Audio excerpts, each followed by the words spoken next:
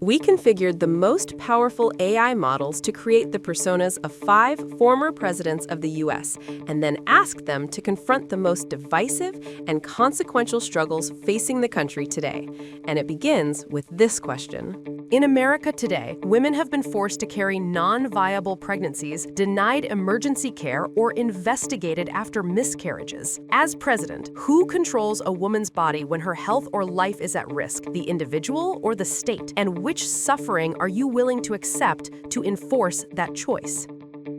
My fellow Americans, this is one of the hardest questions a free society can face, because it asks us to balance 2 truths we hold dear: the sanctity of an unborn life and the dignity of individual liberty. I have long believed that life begins at conception, and because of that belief, government has a moral duty to protect the unborn. A society that fails to defend its most vulnerable risks losing its moral compass altogether. That conviction does not waver. But let me be equally clear about something else. A government that responds to tragedy with cruelty has lost its way. Investigating women after miscarriages, denying emergency medical care, or forcing doctors to hesitate while a life is in danger is not pro-life. It is a failure of compassion and common sense. I would return this issue to the states, as our Constitution intends, while insisting on clear, enforceable protections for women whose lives, health, or future fertility are at risk. Doctors must never fear prison for saving a life. Grieving mothers must never fear the state. I accept that this decision leaves suffering unresolved. Some women will carry heavy burdens. That is a tragedy we must face honestly. But I cannot accept a system that treats abortion as mere convenience, nor one that treats women as suspects in their darkest moments. Freedom without responsibility is chaos. Authority without compassion is tyranny. Our task is not to choose between them, but to govern with both. Let me tell you something plain. I did not shove through the Civil Rights Act and break the back of Jim Crow just to watch state politicians crawl into a hospital room and tell a woman she must risk her life because it suits their theology. When a pregnancy is non-viable, when a woman is bleeding, when her health or future is on the line, that decision belongs to her and her doctor. The government has no business forcing her to suffer so that politicians can posture. And when states use their power to deny emergency care or hound women after miscarriages, the federal government will act. I will use every lawful tool Washington possesses to guarantee medical protection across every zip code in America. We did not end segregation to create a patchwork of liberty where your rights depend on geography. I accept the cost. Religious groups will howl.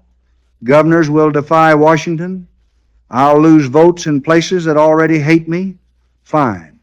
I signed the Voting Rights Act knowing exactly what it would cost me. But I would rather bear that storm than govern a nation where women suffer in silence because Washington was too timid to act. The state's authority ends where a woman's life and body begin. That's the line. And I'll enforce it. My fellow Americans, I speak as a steward of national strength. I have never believed that the government exists to peer into the sick room and shackle the citizen in her hour of peril.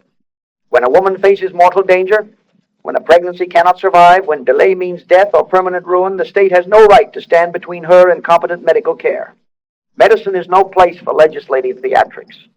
If a woman faces mortal danger or a pregnancy cannot survive, the decision belongs at the bedside with the physician trained in science and the patient whose life is at stake. The state has an interest in life, yes, but it has no right to sacrifice the living to preserve its own moral vanity. I accept the cost of this decision. I accept moral outrage from those who demand rigid control, accusations of federal intrusion, and social friction that follows when the government refuses to enforce a single code of private conscience. But I will not accept a nation that sacrifices its mothers to legal abstractions. You do not build a strong people by letting women bleed while lawyers argue. Individual liberty means the freedom to live, to preserve one's health, and to seek medical judgment without the state arriving with shackles. When the government inserts itself between a woman and her physician during a medical emergency, it commits the same sin I fought against when private interests controlled the economic life of this nation. The concentration of power in hands that have no business wielding it. No state attorney should second-guess a doctor's judgment when a woman's life hangs in the balance. No bureaucrat should force a mother to carry a pregnancy that medical science declares doomed. inflicting weeks of anguish for no purpose but symbolic cruelty. This is not abstract philosophy, it is practical governance. When women die in hospital parking lots because doctors fear prosecution more than the Hippocratic Oath, we have built a system that murders through cowardice. When families are bankrupted by false medical complications, when fertility is destroyed by delayed care, when grief is compounded by criminal investigation, the state has become the oppressor I swore to restrain. I would therefore establish clear federal standards protecting medical decision-making between a woman and her doctor, guaranteeing emergency care, shielding clinicians from criminal intimidation, and ensuring that no citizen's survival depends on her zip code. I accept the cost of this decision plainly. Some will claim I have abandoned the unborn, but I choose the living, breathing woman before me over theoretical futures. I choose the doctor's judgment over the politician's theology. I choose to prevent suffering we can see over suffering we imagine.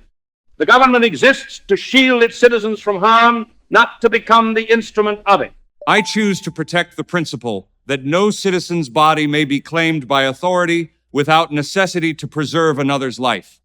I have witnessed what becomes of a nation when one human being asserts dominion over another's person. I did not wage war to preserve a union in which the state may command the body of a woman in her hour of medical peril. Government exists to secure life and liberty, not to conscript flesh into service of statute. When pregnancy is non-viable, when a woman's health or future capacity for life is gravely threatened, no distant legislature possesses the moral authority or medical wisdom to override her physician's judgment. To grant such power is to revive the very principle of ownership over the human body that this republic was baptized in blood to extinguish. Yet I do not deny the moral gravity of unborn life. Where two lives may be preserved, law may seek to do so. But where preservation is impossible, compulsion becomes cruelty, not justice. I accept the cost of this decision. Many will call it weakness. Some states will resist federal authority. The nation will fracture in debate. But I will not purchase moral comfort at the price of preventable death. The Union endures only when government knows where its rightful power must end, at the boundary of the citizen's own person.